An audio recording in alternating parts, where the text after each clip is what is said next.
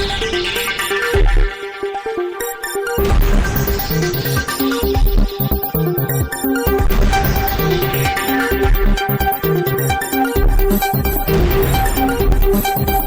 દર્શક મિત્રો, આપ જોઈ રહ્યા છો શ્રીનોદ સમાચાર. ડભોઈ ખાતે ડભોઈ વન વિભાગ, સમતા કેળવણી મંડળ અને સંજીવની લાઈફ બિયોન્ડ કેન્સર અમદાવાદની સંસ્થાના સંયુક્ત ઉપક્રમે ડભોઈ બદ્રી નારાયણ મંદિર હોલ ખાતે કેન્સર અંગે જાગૃતિ લાવવાના પ્રયાસ સાથે કેન્સર જાગૃતિ કેમ્પનું આયોજન કરવામાં આવ્યું,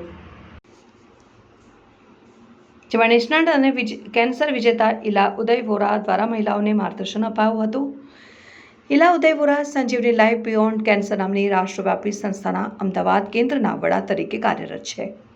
કેન્સરથી કઈ રીતે બચી શકાય, શારીરિક તપાસ, તંદુરસ્ત જીવનશૈલી, કેન્સરગ્રસ્ત લોકોની સારવાર તથા સંભાળ જેવા વિષયોને આવરી લેતા વાર્તાલાપ વેબિનારનું આયોજન ડભોઈ સમતા કેળવણી મંડળના ઉપક્રમે ડભોઈ વન વિસ્તારના સહયોગથી રાખવામાં આવ્યો હતો, જેમાં ઇલા ઉદય વોરા દ્વારા કેન્સર દર્દીઓની સારસંભાળ અને તેની સારવાર અંગે મહિલાઓમાં જાગૃતિ લાવવા પ્રયાસ હાથ ધરાયો હતો. આ પ્રસંગે ડભોઈ વન વિભાગના RFO Kalyaniben Chaudhari, forester Hansaben Rathwa, Kajalben Rajeshwari, forester JG Parot સહિત સમતા કેળવણી મંડળના અધ્યક્ષ છાયાબેન ગુપ્તા ઉપસ્થિત રહ્યા હતા. મહિલાઓને માર્ગદર્શન બાદ સર્ટિફિકેટ વિતરણ કરવામાં આવ્યું હતું.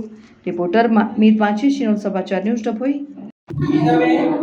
મારું નામ ઇલા યુ વોરા, હું કેન્સર વિક્ટર છું અને સંજીવની લાઈફ બિયોન્ડ કેન્સર સંસ્થા સાથે કામ કરું છું.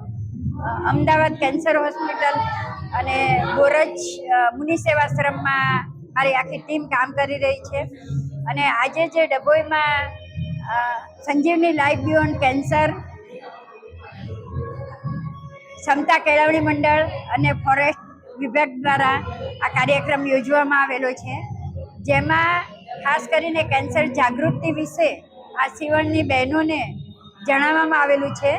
અને કેન્સર આગળ ન થાય એના માટે એ લોકોએ શું ધ્યાન રાખવું પડે, તંદુરસ્ત જીવનશૈલી કેવી હોવી જોઈએ, બાળકોએ આ જંક ફૂડથી કેવી રીતે દૂર રહેવું જોઈએ અને કોઈ કેન્સર પેશન્ટ હોય તો એની સાથે કેવું ધ્યાન રાખવું પડે એ વિશે આજે મેં વિસ્તૃત વાર્તાલાપ કરેલો હતો.